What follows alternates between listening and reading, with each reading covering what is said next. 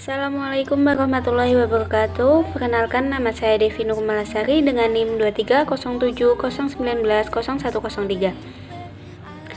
Nah, saya di sini akan menjelaskan tentang salah satu materi pembelajaran, yaitu psikologi pendidikan. Saya akan membahas tentang belajar dan prinsip belajar. Apa sih belajar itu? Belajar adalah aktivitas yang menghasilkan perubahan atas pengetahuan, sikap, dan keterampilan yang relatif bersifat konstan. Belajar juga disebut aktivitas mutual untuk memperoleh perubahan tingkah laku positif, melakukan latihan atau pengalaman, dan menyangkut aspek kepribadian.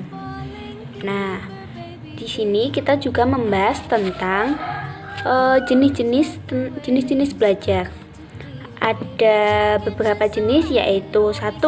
Belajar abstrak, belajar keterampilan, belajar sosial, belajar pemecahan masalah, belajar rasional, belajar kebiasaan, belajar apresiasi, belajar pengetahuan. Nah, ayo kita bahas satu-satu dari jenis-jenis belajar tersebut. Yang pertama yaitu belajar abstrak.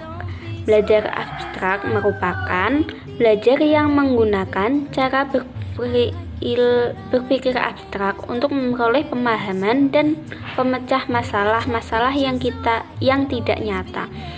Belajar abstrak itu seperti belajar matematika, belajar astronomi, belajar filsafat, seperti itu ya teman-teman.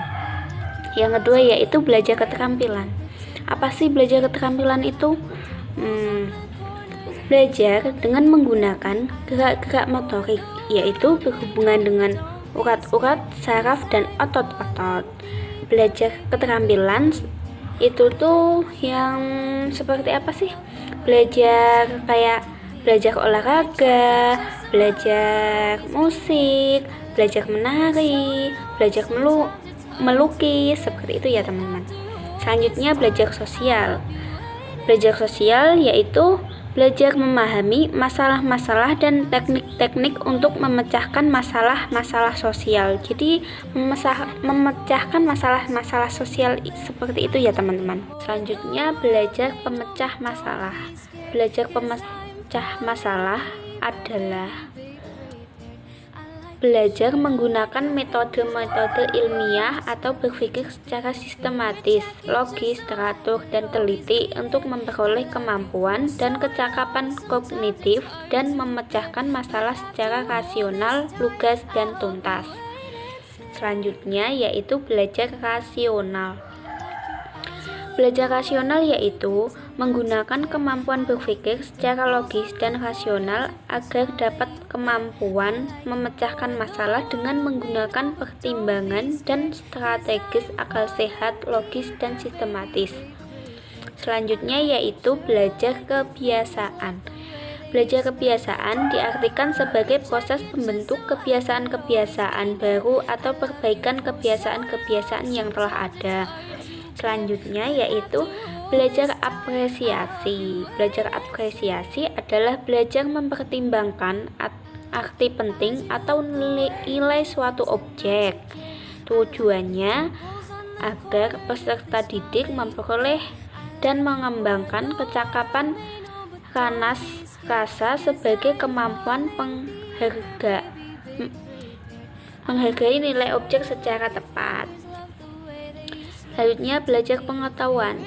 Belajar pengetahuan ialah belajar dengan cara melakukan penyelidikan secara mendalam terhadap objek pengetahuan tertentu yang bertujuan untuk memahami informasi dan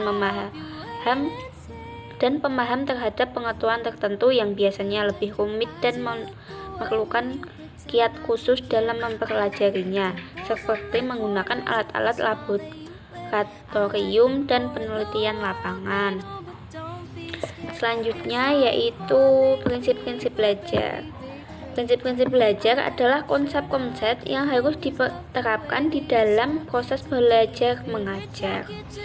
Seorang guru akan dapat melaksanakan tugasnya dengan baik apabila ia dapat menerapkan cara mengajar sesuai dengan prinsip-prinsip belajar.